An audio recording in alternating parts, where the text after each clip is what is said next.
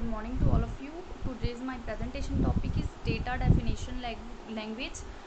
Actually SQL हमने जो देखा था लास्ट वीडियो, उसमें क्या पढ़ा था हमने कि एसक्यूएल क्या होता है। एसक्यूएल में डेटाबेस लैंग्वेज का यूज़ करते हैं। डेटाबेस लैंग्वेज का यूज़ क्यों करते हैं? हम अपने टेबल को, अपने डेटाबेस को मॉडिफाई, रिट्रीव, अल्टर, ये सारे कमांड को परफॉर्म कराने के लिए, अपने डेटाबेस सिस्टम को मैनेज करने के लिए हम डेटाबेस लैंग्वेज का यूज़ करते हैं, जिसमें डेटा डेफिनेशन लैंग्वेज है, डेटा मैनिपुलेशन लैंग्वेज है, ट्रांजेक्शन कंट्रोल लैंग्वेज है। तो इनके अंदर कुछ कमांड्स आते हैं जिनका यूज़ करके हम अपने डेटाबेस को मैनेज करते हैं। जो आज का टॉपिक है DDL, डेटा डेफिनेशन लैंग्वेज। वो क्या होता है एक्चुअली? डेटा डेफिनेशन लैंग्वेज का यूज़ हम अपने टेबल को, अपने डेटाबेस को डिफ़ाइन करने के लिए, उसके स्ट्रक्चर को डिफ़ाइन करने के लिए यूज़ करते हैं। DDL कमांड में डिफरेंट कमांड होते हैं जिसके थ्रू हम अपने टेबल को एक्सप्लेन कर सकते हैं कि एक्चुअली हमारा टेबल क्या है, उसमें क्या कंटेंट्स है। उन सारी चीज़ों को अगर हमको एक्सप्लेन करना हो, डिस्क्राइब करना हो, तो हम डेटा डेफिनेशन लैंग्वेज का यूज़ करते हैं। DDL कमांड का यूज़ करते टाइम, उसमें जब हम उस कमांड का यूज़ करें तो हमको अलग से कमिट कमांड करके उसको सेव करने की ज़रूरत नहीं है। वो ऑलरेडी सेव हो जाता है। जैसे ही हम किसी टेबल को क्रिएट करते हैं तो वो क्या हो जाता है, ऑलरेडी स्टोर्ड हो जाता है। उसको कमिट कमांड का यूज़ करके सेव करने की ज़रूरत नहीं होती। DDL कमांड में अगर देखें तो क्या क्या कमांड है? क्रिएट टेबल है, जिसमें टेबल को क्रिएट करना देखते हैं। अल्टर टेबल है, ट्रंकेट टेबल है, रीनेम टेबल है, ड्रॉप टेबल है। इनका यूज़ करके हम अपने डेटाबेस को मैनेज कर सकते हैं, उसको मॉडिफाई कर सकते हैं। अगर क्रिएटिंग एंड मैनेजिंग टेबल, कैसे हम किसी, तो सबसे पहले ऑब्जेक्टिव देख लेते हैं कि कैसे वो होगा। जब आप इस कमांड को पढ़ेंगे तो आपको इसके अंदर सबसे पहले तो मेन डेटाबेस को डिस्क्राइब करने का समझ आ जाएगा कि हम कैसे अपने मेन डेटाबेस को, यानी हमारे जो टेबल है या हमारा टेबल का कलेक्शन, उसको कैसे एक्सप्लेन करेंगे, टेबल को कैसे क्रिएट करेंगे, किस टाइप के डेटा टाइप का यूज़ करेंगे अपने टेबल में, अपने वेरिएबल के लिए। उसके बाद अल्टर टेबल करेंगे, कैसे हम अपने टेबल को जब अगर मेरे को कुछ टेबल में कोई एलिमेंट ऐड करना है, कोई डेटाबेस से डेटा को रिमूव करना है, तो वो सारी चीज़ें हम इसके अंदर। उसके बाद डेटाबेस ऑब्जेक्ट्स हैं। यहाँ पे कुछ ऑब्जेक्ट्स देखने को मिलेंगे। टेबल है, व्यू है, सीक्वेंस है, इंडेक्स है, सिनोनिम्स है। इनका यूज़ करके हम अपने टेबल को एक्सप्लेन कर सकते हैं। जैसे टेबल जनरली बेसिक क्या होता है, रो और कॉलम का कनेक्शन होता है। ये सारे रो और कॉलम आपस में मिलके क्या करते हैं, एक टेबल क्रिएट करते हैं। व्यू क्या होता है, लॉजिकली एक सबसेट है। जैसे हमारे पास एक से ज़्यादा टेबल है, अगर उस टेबल से कुछ कंटेंट को निकाल के एक अलग से उसका व्यू क्रिएट किया जाए तो हम अपने टेबल को एक शॉर्ट फॉर्म दे सकते हैं। एक डिफरेंट टेबल से रिलेटेड डेटा को लेके एक नया टेबल क्रिएट कर सकते हैं, जो कि एक टेम्प्रेरी डेटाबेस या टेम्प्रेरी टेबल होता है, व्यू के थ्रू करते हैं। सीक्वेंस क्या होता है, न्यूमेरिक वैल्यू जनरेटर होता है, न्यूमेरिक वैल्यू का कलेक्शन होता है। Index, improve the performance of some queries की परफॉर्मेंस को इम्प्रूव करने के लिए इसका यूज़ किया जाता है। सिनोनिम्स क्या होता है, give alternative name to object. जब हमको कोई अल्टरनेटिव नेम देना रहता है अपने ऑब्जेक्ट को, तब हम इसका यूज़ करते हैं, क्योंकि कुछ नेम्स ऐसे होते हैं जो ऑलरेडी ओरेकल के डेटाबेस में स्टोर्ड रहते हैं, उसका यूज़ हम बार बार नहीं कर सकते। उसके बाद अगर नेमिंग रूल है, जब हम अपना टेबल क्रिएट करते हैं तो सबसे पहले हमको अपने टेबल का नाम देना होता है। तो वो नाम को देने के पहले कुछ रूल्स को फॉलो करना पड़ता है, तब हम उस टेबल के नाम को देते हैं। जैसे यहाँ पे है, must begin with the letter. सबसे पहले जो भी टेबल का नाम है वो एक लेटर से स्टार्ट होना चाहिए, ना कि किसी नंबर से या किसी अदर कैरेक्टर से। वो किससे स्टार्ट होगा, लेटर से। फॉर एग्जाम्पल टेबल स्टूडेंट का जो स्टार्टिंग वर्ड है वो हमेशा कैरेक्टर या हमेशा लेटर होगा। Must be 1 to 30 character long. 1 से 30 तक के बीच का ही उसके लेंथ होनी चाहिए, उससे ज़्यादा नहीं होनी चाहिए। Must contain only A to Z, capital A to Z, small A to Z, 0 to 9 तक की किसी भी इंटीजर वैल्यू को डाल सकते हैं। अंडरस्कोर हो सकता है, डॉलर हो सकता है और हैशटैग हो सकता है। इन कमांड्स का हम यूज़ कर इन कैरेक्टर्स का हम यूज़ कर सकते हैं अपने डेटाबेस में अपने टेबल के नेमिंग के लिए। Must not duplicate the name of another object owned by the same user. आप एक टेबल जिस नाम से क्रिएट किए हैं आप उसी नाम से दूसरा टेबल क्रिएट नहीं कर सकते। Must not be an Oracle server reserve word. Oracle server में रिजर्व वर्ड जो ऑलरेडी उस सर्वर में रिजर्व्ड है आप उससे टेबल क्रिएट नहीं कर सकते। तो ये कुछ नेमिंग रूल्स है जिनका हम फॉलो करके अपना टेबल को क्रिएट करते हैं। अब यहाँ पे डेटा टाइप्स है। वैसे तो यहाँ पे बहुत सारे डेटा टाइप्स हैं, लेकिन जब हम एसक्यूएल की बात करते हैं तो यहाँ पे कुछ स्पेशल डेटा टाइप्स होते हैं जिनका हम यूज़ करते हैं अपने टेबल को क्रिएट करने के लिए। तो सबसे पहला है varchar2। varchar2 वेरिएबल लेंथ और कैरेक्टर डेटा को डिफाइन करता है। इसके बीच में हम 4000 तक के कैरेक्टर को स्टोर कर सकते हैं। varchar2 जो है 2 वो स्पेशली उसके साइज़ को बताता है कि वो कितने लेंथ तक के डेटा को स्टोर कर सकता है। कैरेक्टर क्या होता है? फिक्स लेंथ कैरेक्टर साइज होता है जो 255 कैरेक्टर को स्टोर कर सकता है। नंबर्स होते हैं जो 38 डिजिट तक के वेरिएबल को स्टोर कर सकता है या फिर न्यूमेरिकल डेटा को स्टोर कर सकता है। डेट क्या होता है? डेट एंड टाइम को बताता है। डेट, मंथ, ईयर, उस फॉर्मेट में अगर हमको अपने डेटाबेस को शो कराना है तो हम डेट डेटा टाइप का यूज़ करेंगे। लॉन्ग, अगर कोई वेरिएबल लेंथ और कैरेक्टर डेटा है उसकी हमको 2 गीगाबाइट तक दिखाना है तो हम उसके लिए लॉन्ग का यूज़ करेंगे। CLOB, character data up to 4 gigabyte, तब हम उसका यूज़ करेंगे। Raw and long raw binary data को शो कराना है तो हम इसका यूज़ करेंगे। ब्लॉक का यूज़ क्यों करेंगे? जब बाइनरी डेटा को अगर हमको शो कराना है 0 to 0 1 तो वो 4 गीगाबाइट तक होगा तब हम उसका यूज़ करेंगे। बी फाइल्स है, रो आईडी है, तो ऐसे बहुत सारे डेटा टाइप्स है जिनका हम यूज़ करते हैं अपने टेबल को क्रिएट करने के लिए, अपने टेबल में डेटा टाइप को अपने वेरिएबल के टाइप को एक्सप्लेन करने के लिए। अगर अब सबसे पहले ये देखेंगे कि टेबल क्रिएट कैसे होता है। अगर देखें कि टेबल कैसे क्रिएट होता है, टेबल को क्रिएट करने के लिए सबसे पहले क्रिएट कमांड का यूज़ करते हैं। CREATE, क्रिएट कमांड का यूज़ करेंगे। उसके बाद अपने टेबल का नाम देंगे और उसके बाद उसके बाकी जो डिटेल्स हैं उसको फिल करेंगे। तो सबसे पहले लिखा है you must have create table create table लिखेंगे, उसके बाद अपने टेबल को क्रिएट करेंगे। तो create table, table name, example में यहाँ पे दिख रहा है create table name, column, data type, size, then वो कंटिन्यूसली होते जाएगा और nth तक जा सकता है। फिर कॉलम, डेटा टाइप और उसके साइज को एक्सप्लेन कराना है। तो ये होता है टेबल को क्रिएट करने का सिंटेक्स। इसके अंदर क्रिएट टेबल से तो हम क्रिएट टेबल कमांड का यूज़ किए। टेबल नेम कुछ भी हो सकता है, टेबल का नेम जो डालना है। कॉलम, जिस कॉलम को जो हमारे फील्ड्स है उस कॉलम को डालना है, जैसे फॉर एग्जांपल डिपार्टमेंट है तो डिपार्टमेंट डालेंगे। डेटा टाइप है तो किस टाइप के डेटा को उसमें स्टोर करना है, कैरेक्टर है, इंटीजर है जो हमने अभी देखा, तो अगर उस टाइप के varchar है तो उसको हम डेटा टाइप को यहाँ पे डिफाइन करेंगे। बगल में साइज दिया है पैरेंथेसिस के साथ। साइज उस डेटा टाइप के साइज को बता रहा है कि वो कितने तक के डेटा को उसमें स्टोर कर सकता है।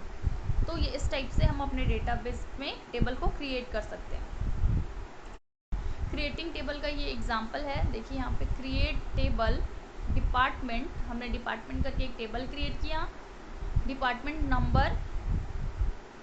नंबर ये क्या है? कॉलम नेम है। नंबर 2 क्या है? varchar2, जो उसके वो बता रहे कि किस टाइप का डेटा टाइप का यूज़ कर रहे हैं। नंबर डेटा टाइप का यूज़ कर रहे हैं जिसकी साइज़ 2 है, मतलब डिपार्टमेंट नंबर सिर्फ 2 तक की वैल्यू को 0 1 1 1 या फिर इसी टाइप के सिर्फ 2 वैल्यू को ले सकता है। और डिपार्टमेंट नेक्स्ट जो है वो डिपार्टमेंट नेम है। डिपार्टमेंट का नेम क्या है? varchar2 14, वो क्या कर रहा है? डिपार्टमेंट का जो नेम है वो वेरिएबल कैरेक्टर को स्टोर कर रहा है जो कि सिर्फ 14 तक के वैल्यू को स्टोर कर सकता है। वैसे ही लोकेशन है जो varchar2 13 है वो 13 तक के जो वैल्यूज़ है उसको स्टोर कर सकता है। अब यहाँ पर डिस्क्राइब डिपार्टमेंट लिखा है, कन्फर्म टेबल क्रिएशन।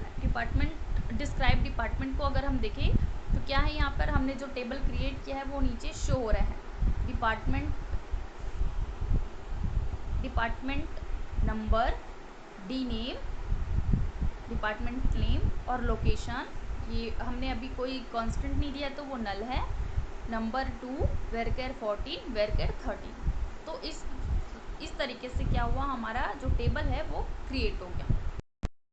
अब टेबल को देखें कि उसका क्या यूज़ है। जो यूज़र है वो टेबल का कैसे यूज़ करते हैं। Are collection of tables created and maintained by the user. जो टेबल है, जो टेबल्स का कलेक्शन है वो यूज़र के थ्रू क्रिएट होता है और उन्हीं के थ्रू मेंटेन होता है। कंटेन यूज़र इन्फॉर्मेशन, जो यूज़र है वो अपने इन्फॉर्मेशन को उसमें स्टोर करके रखता है। अगर कोई स्टूडेंट है तो वो अपने student ID, student number, student से रिलेटेड उस स्टूडेंट से रिलेटेड जितने भी डेटा उसको अपने टेबल के फॉर्म में स्टोर कर सकता है। डेटा डिक्शनरी क्या होता है, is the collection of tables created and maintained by the Oracle server. Data dictionary क्या होता है, एक पूरा क्रिएशन, टेबल्स का क्रिएशन होता है जो ओरेकल सर्वर के थ्रू बना रहता है। एक तरह से एक लाइब्रेरी होती है जिसमें पहले से ही डेटा स्टोर्ड रहते हैं, जिसका यूज़ यूज़र करता है जब उसको उसकी नीड होती है। कंटेन डेटाबेस इन्फॉर्मेशन, और वो डेटाबेस इन्फॉर्मेशन को कंटेन करता है। अब सेकंड जो हमारा कमांड है वो अल्टर टेबल है। अल्टर टेबल का मतलब क्या होता है, एट ए न्यू कॉलम, हम एक नया कॉलम उसमें ऐड कर सकते हैं। मॉडिफाई एन एग्जिस्टिंग कॉलम जो ऑलरेडी उसमें है उसमें मॉडिफाई कर सकते हैं। Define a default value for a new column, default value define कर सकते हैं। ड्रॉप अ कॉलम, हम वो जो कॉलम है उसको ड्रॉप कर सकते हैं। तो अल्टर में कुछ ऐसे टास्क है जिसको हम परफॉर्म, फॉर एग्जाम्पल यहाँ पे अल्टर कमांड का यूज़ करके अल्टर टेबल इसने नाम दिया है एड कम यूज़ करेंगे, ऐड का यूज़ करेंगे। उसके बाद column, data type, default, column name, अगर एक से ज़्यादा कॉलम में अगर हमको अल्टर करना है तो ये अल्टर करने के लिए ये फॉर्मूला है जिसके थ्रू हम अपने टेबल को अल्टर कर सकते हैं। वैसे ही है मॉडिफाई करने के लिए क्या करेंगे, यहाँ पर फॉर्मूला मॉडिफाई, जैसे हमने क्या किया पहले ऐड का यूज़ किया था वैसे ही मॉडिफाई का यूज़ करेंगे, और अगर टेबल को ड्रॉप करना है तो वैसे ही ड्रॉप कमांड का यूज़ करेंगे, और कॉलम नेम लिख देंगे जिस कॉलम को डिलीट करना है। मॉडिफाई में कॉलम नेम, डेटा टाइप, उसके साइज़ को एक्सप्लेन करेंगे और फिर उसको मॉडिफाई कर सकते हैं। अगर ओल्ड डेटा से न्यू डेटा में मॉडिफाई करना है तो वो भी मॉडिफाई कर सकते हैं। Old data name modify, new data name, तो अल्टर के थ्रू ये काम। इसमें नेक्स्ट है एडिंग अ कॉलम, अगर हमको कोई कॉलम ऐड करना है तो यहाँ पे एक एग्जांपल दिया है डिपार्ट 80 करके, उसमें ऑलरेडी 4 फील्ड्स हैं, उसमें अगर मेरे को नया फील्ड ऐड करना है जॉब आईडी, तो जॉब आईडी को ऐड करने के लिए क्या करेंगे हम, यहाँ पे एक फॉर्मूला है उसका यूज़ करेंगे, add a new column to the department 80 table. इस टेबल पे हम क्या करेंगे, उसको ऐड कर देंगे, तो वो क्या होगा, उस टेबल को वहाँ पे ऐड कर देगा। जैसे नीचे के एग्जांपल में देखो यहाँ पे ये क्या कर रहा है, इसको ऐड कर दिया है यहाँ पे। तो इससे हमने क्या किया, एक टेबल में एक नया कॉलम ऐड कर दिया। तो ये उसको ऐड करने, कॉलम को ऐड करने के लिए उसका सिंटेक्स है use the add clause to add column. Add clause का यूज़ करेंगे अपने कॉलम को ऐड करने के लिए। जैसे यहाँ पे alter table depart 80 add job ID हमने अभी जस्ट ऐड किया था वेरकेट टू 9, उसमें सिर्फ 9 कैरेक्टर तक को हम स्टोर कर सकते हैं। तो वो जो नया टेबल होगा वो क्या होगा, जो डिपार्टमेंट था जिसमें ऑलरेडी 4 फील्ड्स है उसमें ये वाला फिलअप हो जाएगा, जॉब आईडी करके एक कॉलम है उसमें वापस से ऐड हो जाएगा। तो ये होता है adding a column. Add clause का यूज़ करके हम उसको ऐड करते हैं। अगर मॉडिफाई करें कॉलम को तो कैसे होगा, अल्टर टेबल के थ्रू मॉडिफाई करना है डिपार्ट 80 मॉडिफाई कमांड का यूज़ करेंगे। इससे पहले हमने क्या किया था, ऐड कमांड का यूज़ किया था जब हमको ऐड करना है। अगर मॉडिफाई करना है तो मॉडिफाई कमांड का या मॉडिफाई कीवर्ड का यूज़ करेंगे। लास्ट नेम वेरकेट 230, लास्ट नेम वेरकेट 230, लास्ट नेम का जो फील्ड था उसमें हमको वेरकेट 230 करके अल्टर करना है उसको, तो हम वो अल्टर करेंगे। तो वो कैसे अल्टर होगा, ड्रॉपिंग अ कॉलम, कॉलम को ड्रॉप करने के लिए क्या करेंगे, ड्रॉप कीवर्ड का यूज़ करते हैं अपने कॉलम को ड्रॉप करने के लिए। यहाँ पे एग्जांपल है alter table drop department 80 drop column job ID, जो हमने नया टेबल ऐड किया, नया कॉलम ऐड किया था उसको अब हम ड्रॉप कर रहे हैं, तो वो क्या होगा, रिमूव कर देगा। ड्रॉपिंग अ टेबल का, अगर अब वो तो था कॉलम को ड्रॉप करने का, अगर हमको पूरा टेबल ड्रॉप करना है तो उसके लिए क्या करेंगे, अगर वो ऐसा करते हैं तो क्या होता है, all data and structure in the table is deleted, जो उसका टेबल का स्ट्रक्चर है वो पूरा डिलीट हो जाएगा, उसमें जितने भी डेटा थे वो पूरे डिलीट हो जाएंगे। Any pending transaction are committed, जो भी पेंडिंग ट्रांजेक्शन है वो कमिट हो जाएगा, दैट मीन्स सेव हो जाएगा। ऑल इंडेक्सेस आर ड्रॉप्ड, जितने भी इंडेक्सेस है वो ड्रॉप हो जाएगा। You can't roll back the drop table statement, जैसे ही हम ड्रॉप टेबल का यूज़ करते हैं हम उसको रोल बैक नहीं कर सकते। रोल बैक का मतलब है जिस कमांड जो हमने चेंजेस अभी किया था उसको वापस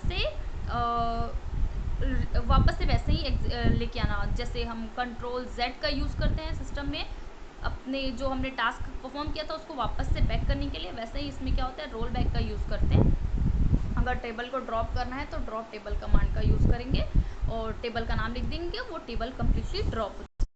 नेक्स्ट है changing the name of an object, अगर हमको रीनेम करना है, रीनेम करने के लिए क्या करते हैं, to change the name of a table, view, sequence और synonyms you execute the rename keyword. Rename keyword का यूज़ करके हम उसको रीनेम कर सकते हैं। Rename department to detail depart, जो डिपार्टमेंट का नाम था पहले ये ओल्ड नेम, उसको हम न्यू नेम में कन्वर्ट कर देंगे। उसके बाद वो क्या करेगा, न्यू नेम से वापस से ओल्ड नेम से न्यू नेम में उसको कन्वर्ट कर देगा। तो इस तरह से हम अपने टेबल को अपने table truncating a table, truncating a table का मतलब क्या होता है कि हम अपने टेबल के जितने भी डेटाज है उसमें कुछ चेंज करें, हो सकता है हम उसको उसमें से कुछ रोज को डिलीट कर रहे हैं, तो ट्रंकेट स्टेटमेंट का एक्चुअली यूज़ होता है remove all rows from a table. हम जितने भी रो हैं, जैसे ही ट्रंकेट कमांड का यूज़ किया वो जितने रो है उसको डिलीट कर देगा। इसका एक और ऑप्शन, एक और बेनिफिट ये रहता है कि वो उस डेटा को डिलीट करने के साथ साथ उसके स्टोरेज स्पेस को भी फ्री कर देता है। तो ये ट्रंकेट कमांड का यूज़ करने से होता है। ट्रंकेट कमांड का यूज़ करने के लिए ट्रंकेट टेबल का नाम लिख दो, वो ट्रंकेट हो जाएगा। ट्रंकेट कमांड का यूज़ करने के बाद हम उसको रोल बैक नहीं कर सकते। और अगर जैसे हमें रो को डिलीट करना है, हम चाहते हैं कि हम रो को डिलीट करना चाहते हैं विदाउट ट्रंकेट कमांड, तो डिलीट कमांड का, डिलीट स्टेटमेंट का यूज़ करके आप उसको यूज़ कर सकते हैं। नेक्स्ट जो है adding comment to a table, अगर हम अब हमको कोई कमेंट ऐड करना है टेबल में तो कमेंट कीवर्ड का यूज़ करेंगे। कमेंट ऑन टेबल, ये एम्प्लॉय इन्फॉर्मेशन, जब हम ये जैसे ही ये स्टेटमेंट लिखेंगे तो वो वहाँ पे ये स्टेटमेंट को एम्प्लॉय इन्फॉर्मेशन करके हमको शो कराएगा। और इसके लिए इज़ का बीच में, मीडिएटर का बीच, इन दोनों के बीच में, एम्प्लॉय टेबल के बीच में, टेबल नेम और मैसेज के बीच में इज़ का यूज़ करते हैं। Comment can be viewed through the data dictionary viewed, हम इसके थ्रू अपने डेटाबेस को देख सकते हैं। यहाँ पे ऑल ये सारे जो डेटा डिक्शनरीज का यूज़ हुआ है इसके थ्रू हम अपने कमेंट को देख सकते हैं। Thank you.